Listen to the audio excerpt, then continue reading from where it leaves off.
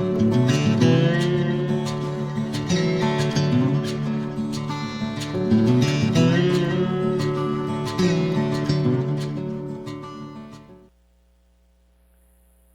morning, church.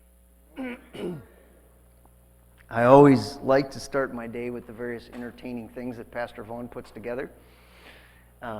I was so entertained with the men's breakfast announcement there that I'm not sure I remembered it was the men's breakfast, but it was good. So thank you for all of your talents, Pastor Vaughn. Well, praise God. Praise God for a wonderful day. Welcome to all those of you that are online with us today, and some of you that are elsewhere and traveling on this holiday weekend. I always like it when people still check in. I notice people do that, so that's nice to see. Today, we're going to start. Pastor Vaughn had a little intro there. We're going to start on a new series, and we're just going to kind of get practical.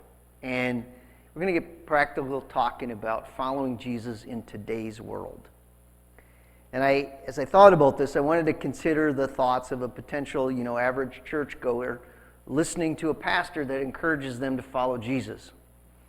And so, the preacher stands up here and says, follow Jesus. And you read in the scriptures and Jesus says, follow me. Right?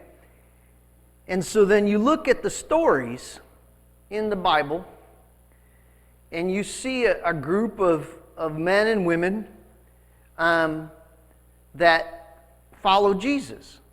And this group of men and women, walk thousands of miles from city to city in sandals, camping out like a bunch of overgrown Boy Scouts and Girl Scouts, right? And living together and camping together, and staying in people's homes and preaching the gospel and healing the sick and casting out demons. And then you look at your life, and then you say, well, I live in a home, a house or an apartment. I have maybe a spouse or kids or grandkids, and I've got a cell phone and a computer and a job and responsibilities. And your conclusion you come up with is, I don't look anything like those people in the stories. So what does it look like to follow Jesus in today's world, right? We can't be like they were then because the world was different.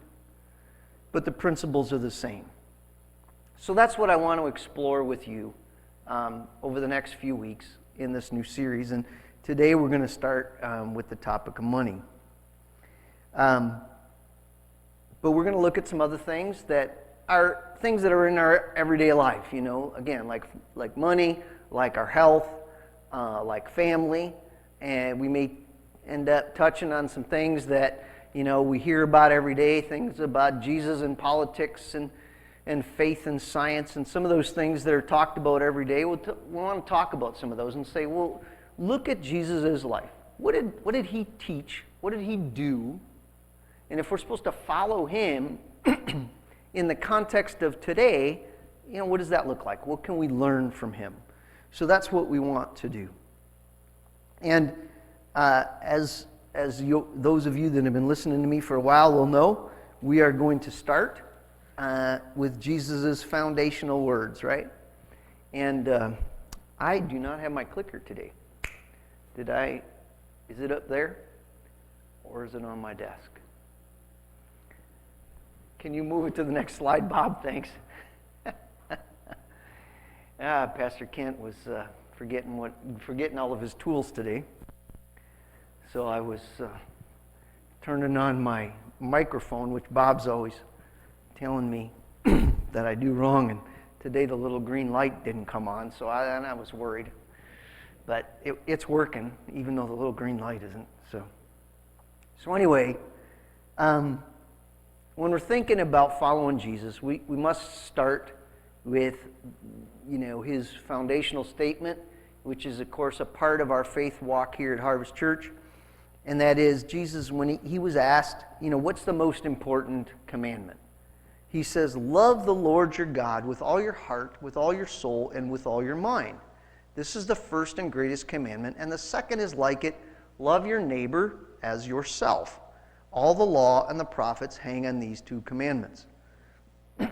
So Jesus is making it very clear.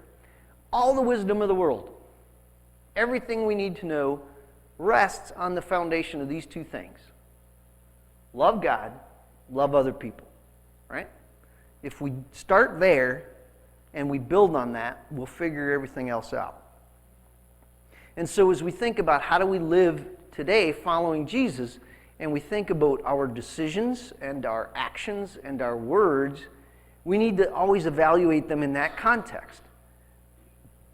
Is what I'm doing, is what I'm deciding, furthering that goal of loving God or loving others, right? That's the key. And so today, we're going to take a topic that I think most of us think about every day. So, hands, who here thinks about money in some form or another every day? Right? We need it. We pay bills with it. We buy food with it, right? We think about it every day. So it's a major thing in our lives. So if we're going to follow Jesus, we got to figure out, what does it look like? What was his attitude towards money and possessions associated with money? Well, interestingly enough, Jesus talked about money a lot. So 1/3 of his parables and 1 out of every 7 verses of his teachings was about money. Very interesting. So why did Jesus talk about money so much? Was it because he wanted to be rich? Well, I think from his lifestyle we can conclude that that's not the case. But interestingly enough, over the years I've always seen that whenever like pastors or priests talk about money, people walk away going, well, they just do that because they want to, they're greedy. It's like, well, you know what? If Jesus, 1 out of every 7 verses of his teaching was about money, I kind of think if I'm supposed to teach about him, I'm supposed to teach about it too. So that's what we're going to try and talk about. Now, of course, just to make it very clear, he said, I'm not here to get rich. He made it very clear, right, by saying in his lifestyle, he said, foxes have dens and birds have nests, but the Son of Man has no place to rest his head. And so Jesus was letting people know, look, following me isn't about accumulating wealth. So he just kind of sets that foundation. That's not what he's about. But if you look at his primary teachings, it was, okay, having money and possessions is practical, it's necessary, use them wisely, make sure you give some away, and just don't put your faith in it, right? So if we get that, and that's what we're going to talk about today. And so, starting out then, he said that, if you look at Jesus' life, the way he lived, the things he taught, he saw that money and possessions are practical, right? We need them. We all think about them every day. He talked about them a lot. It's part of our lives. So he said, yeah, that's okay. It's okay to have money. It's okay to have possessions because we need them to meet our practical needs. So I'm going to address a topic now that, is inconvenient for us. But when we talk about how do we use money to meet our practical needs, I'm going to touch on a topic that is, I'll get to that in a sec. So, sorry, I'm getting ahead of myself. So Jesus, in talking about money, right, first of all, he affirmed work and earning money, right? So again, he didn't have a lot, but he said, you know what? Go and do what you're called to do, and you're going to earn some money. So when he sent out his disciples, he said, do not get any gold or silver or copper to take with you in your belts, no bag for the journey or extra shirt or sandals or staff, for the worker is worth his. Now people often read that to say, well, he sent his disciples out without any resources to have, right? And that's true, right? But in this context, he says, have faith that as you do your work, you will get paid. And God will take care of you through that way. So he's affirming that we go to work, we earn some money, and that's the way we're going to benefit. It's not always going to be through, some other means. It's going to be through that. Now, I understand some people are retired, some people are on disability, things like that. That's fine. The point is, in your context, you're to use whatever gifts and talents you have to serve others and to do work, right? And through whatever means there is, God will provide for you, right? So our faith is in him, and our heart is always to serve. And of course, in this verse, he affirms also that serving the Lord is work, for which, the disciples should be paid. So here's the inconvenient one I wanted to talk to you about. So in Jesus' practical use of money, he used money to pay taxes. So now I know a lot of people don't like to hear that. But again, we have to look at him and go, how do we use our money? Right? In a practical way today. Well, Jesus knew that there was this issue of taxes, and he addressed it. Now think about this. Of all the myriad of life things that the Son of God could come to earth and teach about, right? All the things that the Son of God could come and teach about. He could have taught about, how the sun and the rain and the heavens work, right? But what he chose to talk about in a couple of teachings was paying taxes, of all things. So I always found that very interesting that this came out. And so in the first verses, in the first story here, he's talking to Peter. And Peter had, in the story of that verse, Peter had been approached by the teachers of the law and the Pharisees of the temple and said, does your teacher, meaning Jesus, pay the temple tax? And of course, Peter being rash, he immediately said, well, yes. Not really knowing whether Jesus did or not. But so then when Peter came back to be with Jesus, Jesus started a conversation with him, and he said, look,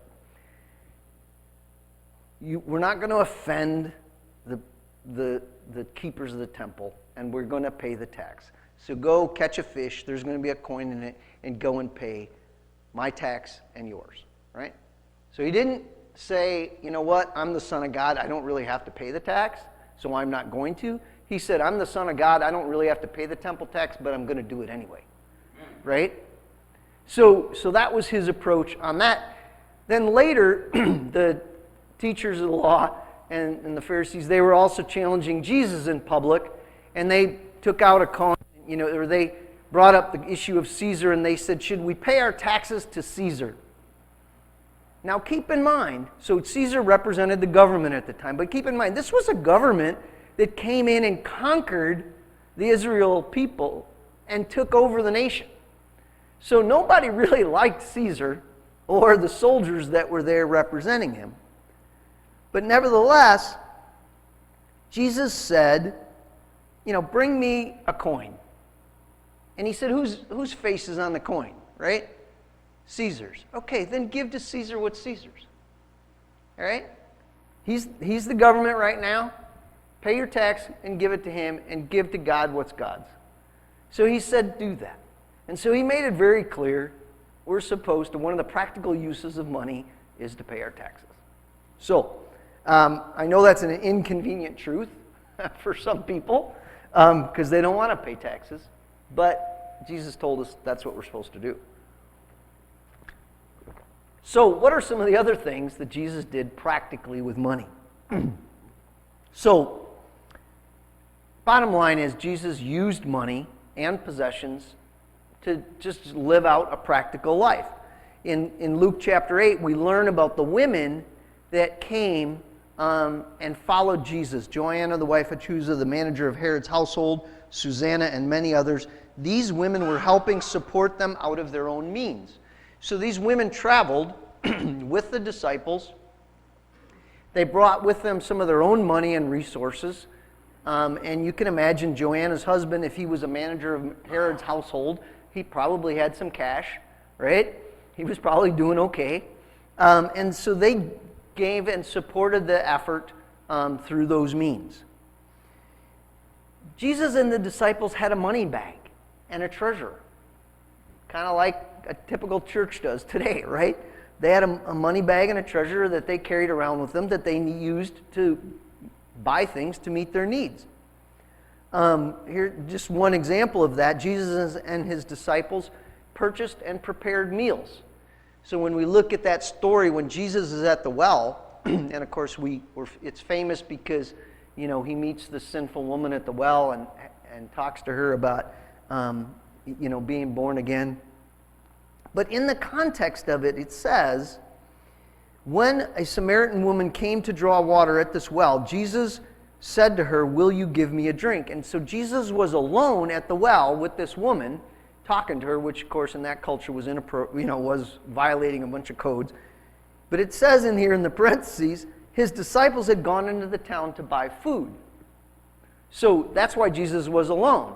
So that just tells us that was a common thing that they did, right? They were a group. They had this ministry they were traveling on. They had a money bag, a source of money, and Jesus said, "Hey, I'm going to hang out here. You guys go buy some food for our next meal." All right? So Jesus used money practically just like you and I do when we go to Pick and Save, right? And and he understood, right, the basic needs we have. We have needs for clothes, right? He talked about verses where he said, don't worry so much about what you're going to eat or drink or clothes because God knows you need them, right? But the point is, he said, God knows you need those things, and so it's okay. And Jesus even used other things beyond the very basic needs for practical stuff. Most of us here have a car, and we drive around in a car. Well, Jesus used boats, right? He went from place to place in a boat. He told the disciples, "Hey, go get the boat ready. We're going to go on to the next city," right? So bottom line is, if you look at Jesus' life, you see that, hey, he had money, and he had possessions, and he used them in practical ways. Now, granted, there's stories where when the need was there, Jesus miraculously took, some loaves and a couple of fish from a young boy, like the one sitting over here. He went over to him and said, "Hey, do you have any food? You have any food?" "No, I only got these, 2 fish and a few loaves." And he created enough to feed 5,000. So Jesus could certainly do that. But there's no evidence in the stories about Jesus that, he did that every day. He didn't sit around the campfire with his disciples every day and make food miraculously. In fact, he was invited into other people's homes to eat meals and sometimes to stay with them. And sometimes Jesus invited himself into their homes to have meals with them, like the story of Zacchaeus. And so, he used those things. And guess what? Not only did Jesus have money and food, but sometimes he went to dinner parties and wedding receptions and had fun. What do you think of that? Jesus actually had fun with food and resources. So that's okay too, right? So we need to look at these things from a practical perspective. But keep in mind, everything about Jesus' life, right, was to advance those two principles of loving God and loving others. So he used money, he used practical possessions and resources so that he could engage people, to share the gospel with them, so that he could help people in need, right? So that's what he was doing. He had a purpose to his life. And each of us is in a place where we might have a job or we might have a place that we live, and Jesus has us there at this point in time because we have the opportunity to love somebody. Amen. We have the opportunity to tell them about Jesus. And so wherever you are, use what he's given you and advance his primary goal. So, first thing about Jesus and money is it's okay to have it. It's okay to have a house or an apartment and money. Just use it in practical and wise ways. And then another principle is Jesus said, give money away. So this was pretty clear. He covered in a variety of ways. And he said, give your money away. Give some of your money away. And that does two things for us. One, it puts us in a place where we depend on God and honor God. And two, it's a way that we can love other people by giving away some of our money and helping others. Now, Jesus always emphasizes that God is our ultimate source of provision, right? He's the one that ultimately takes care of us. And so when we give away our money, we recognize that God's going to meet our needs. And He's going to meet the needs of someone else by taking some of our money and giving it away. So here's an interesting story, as recorded in Mark. Jesus sat down opposite the place where the offerings were put. So this was at the temple, and they had these little repositories where people could put in their money to support the temple. And everybody could see you going and putting something in. And it says, and he watched the crowd putting their money into the temple treasury. Many rich people threw in large amounts of money, but a poor widow came in and put in 2 very small copper coins worth only a few cents. Calling his disciples to him, Jesus said, "Truly I tell you, this poor widow has put more into the treasury than all the others. They all gave out of their wealth, but she, out of her poverty, put in everything, all that she had to live on." Now, why did Jesus call out that situation? I don't think it was to send a message that we're to take everything we own and give it away. The point is, this woman's faith was right on. This woman didn't have anything. A widow in those days, it's not like they could go and get a job and live on their own. They needed a husband or a son or, the to take care of them. And so she wouldn't have had much. She might have made a little bit of something and sold it to somewhere, so she didn't have much. So this woman's faith was in God. She knew God was going to provide for her. And so she was able to give back to God because she had that faith.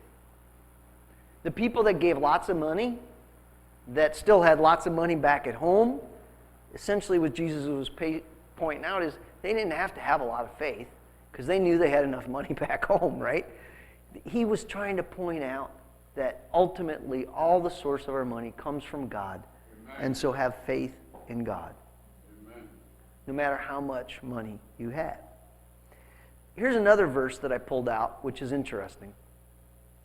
So it's recorded in the 6th chapter of Matthew, and Jesus does a lot of good teaching about money in this chapter. He says, "So when you give to the needy, do not announce it with trumpets as the hypocrites do in the synagogues and in the streets, and to be honored by others." Now, when he's saying that, he's trying to deal with the attitude of some of the wealthy that were giving money to others and making a big show of it. So he's dealing with the attitude. But I want you to think about what he just said. He said, when you give to the needy. So he's starting for the assumption that everybody he's talking to knows they've got to give to the needy, right? That's an assumption.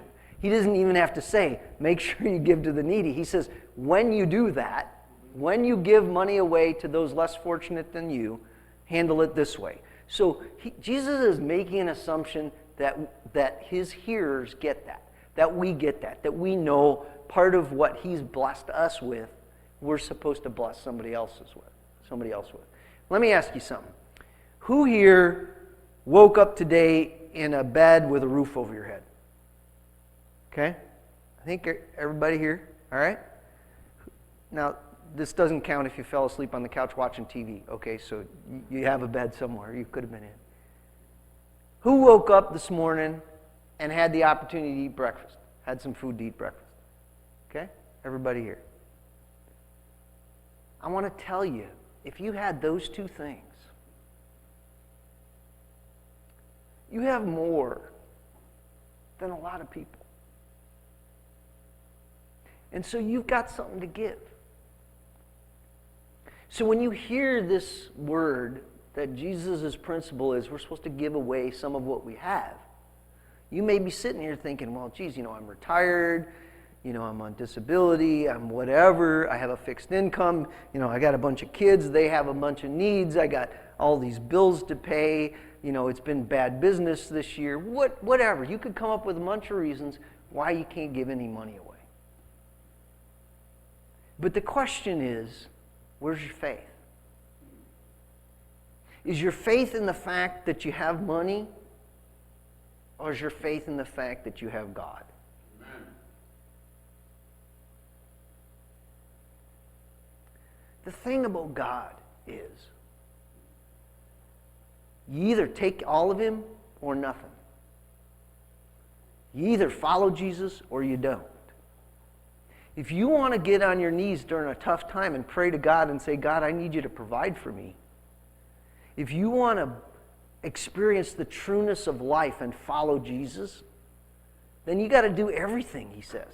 You got to walk the whole walk, not just step in and out when you want it, because you're going to miss the joy and the benefits that he has for us.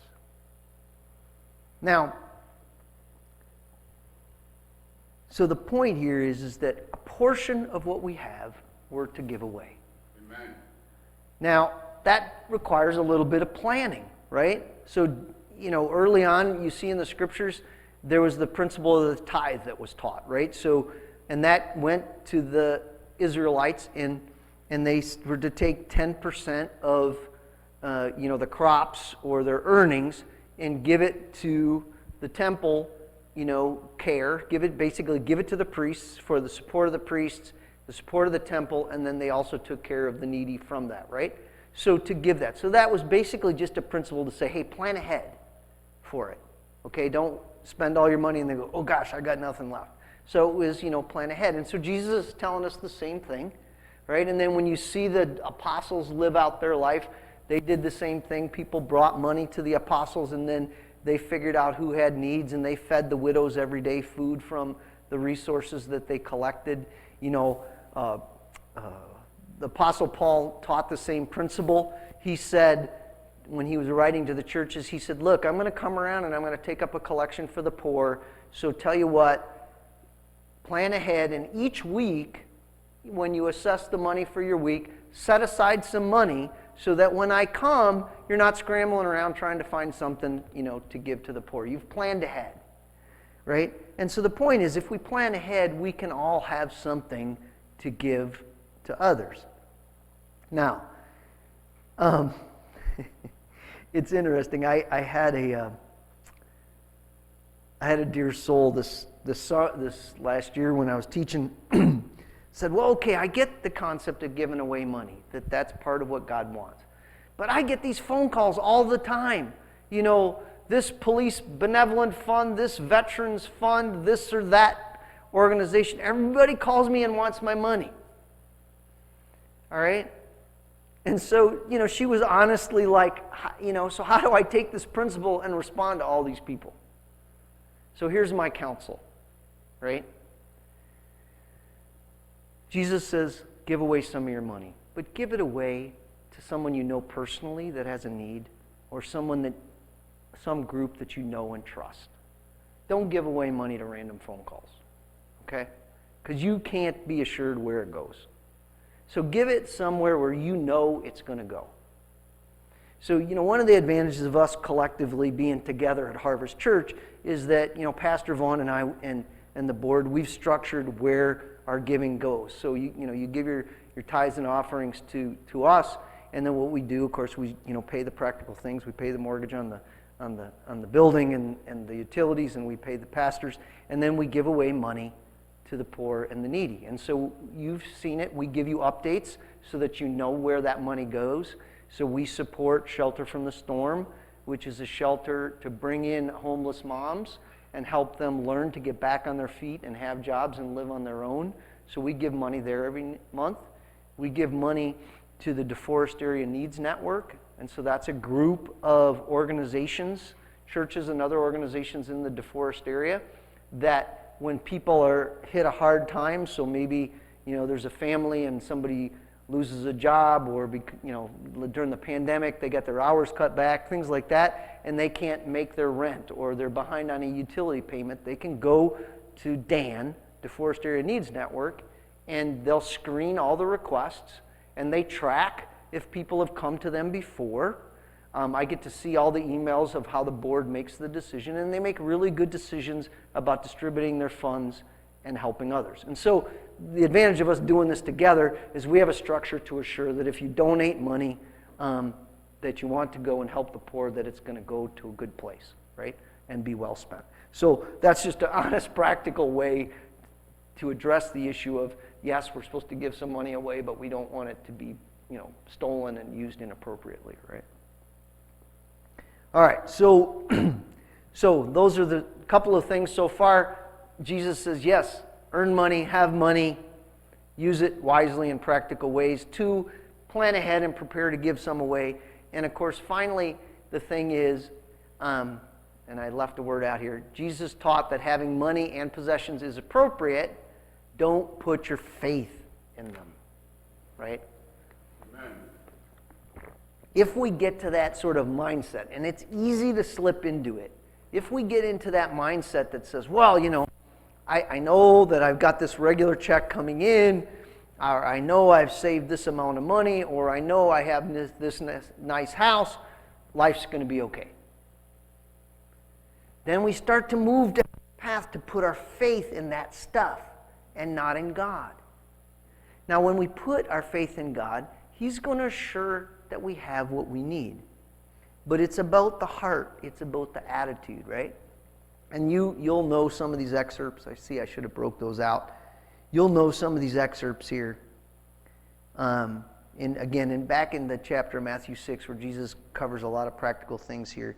He says, don't store up for yourselves treasure on earth where moths and vermin destroy, where thieves break in and steal. But store up for yourselves treasures in heaven where moths and vermin do not destroy and where thieves do not break and steal. For where your treasure is, there your heart will be also. And that's the key part of this is when we put our faith and our heart in God and we use wisely whatever money He's given us, then our faith is still in God. But if we start building it up, right, and have a bunch of stuff, and we don't even have to be rich to have our heart in the wrong place. We can have a little bit. But if we move into that place where because of what we've accumulated, we put our faith there, you know what? Tomorrow it could disappear. And then what happens? Right? I'm comfortable and I'm okay because I got a nice house. What if it burns down tomorrow? Was your faith in the house or was your faith in God? Right? And so that's where we have to be is it's okay to have all that stuff. It's just about where is our heart. And Jesus goes on to say, no one can serve 2 masters. Either you hate one and love the other, or you will be devoted to the one and despise the other. You cannot serve both God and money.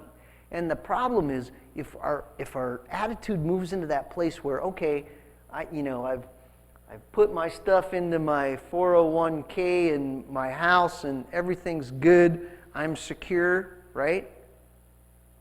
If we put our faith in that, then it's an easy thing for Satan to start to put a chain around us and chain us to the money. Then we make all of our decisions based upon where we've put our faith. And sometimes Jesus is going to call us to things that, in the logical accounting world don't make sense. As most of you know, I have a day job. I work 40 hours a week for the state, and then I pastor part-time. And my plan is in 9 months to retire. Well, about a year ago, so I'll step away from the state work and pastor full-time. About a year ago, I sat down with the financial advisor at the credit union, and he was advising me about the best strategy I should make to retire. And when I explained to him my plans, he got kind of a crinkled up look on his face. And he's like, that's not the best financial plan, right?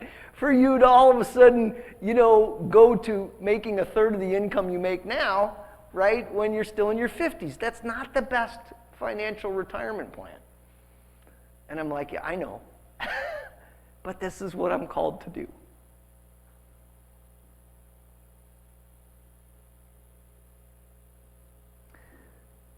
Because Jesus said, seek first his kingdom and his righteousness, and all these things will be given to you as well. Amen. If we put God first, he's going to take care of us. Yes. Right? Remember, he used money to buy food and make meals. But he could also feed 5,000 from, a few loaves and a couple of fish. He's our God. He can do anything. Yes. And so we need to place our faith in him and be at peace. And so just kind of, if I can get that last one to come, so just kind of sum it up here. To follow Jesus in today's world with money. Number one, it's okay you should earn some money and bring in money however you can. Use it wisely and meet your basic needs, right? We all have basic needs. He gets that. It's okay. Have a place to live, have food to eat, clothes to wear, etc. Plan to give some of it away. Okay? Last, always put your faith in God first, and the money and the possessions will be taken care of. So those are the ways, practical ways about just following Jesus in today's world with our money. So hopefully this is helpful. We'll continue on with some of these practical things that we deal with every day, and we'll be looking at Jesus and what he did and taught to learn from those.